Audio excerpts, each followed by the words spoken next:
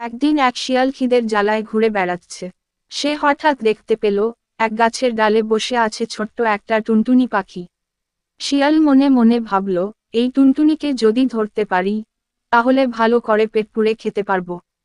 সে টুনটুনিকে মিষ্টি গলায় বলল, আরে হো টুনটুনি বোন, তুমি কত সুন্দর দেখতে, তোমার গান নাকি খুব ভালো, আমি তো শুনিনি কখনো, একটু গান গাও তো।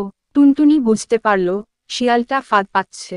সে মনের ভেতরে হেসে বলল, শোনো ভাই শিয়াল, তুমি এত দূরে দাঁড়িয়ে আছো, গান তো বাতাসে উড়ে যাবে, তুমি একটু কাছে এসো, আমি তখন গাইব। শিয়াল খুশি হয়ে গাছের নিচে এসে দাঁড়ালো। তখন টুনটুনি বলল, এখন তুমি চোখ বন্ধ করো, তাহলেই গান ভালো লাগবে। শিয়াল চোখ বন্ধ করতেই টুনটুনি গাছের ডাল থেকে উড়ে গিয়ে বসলো পাশের গাছে।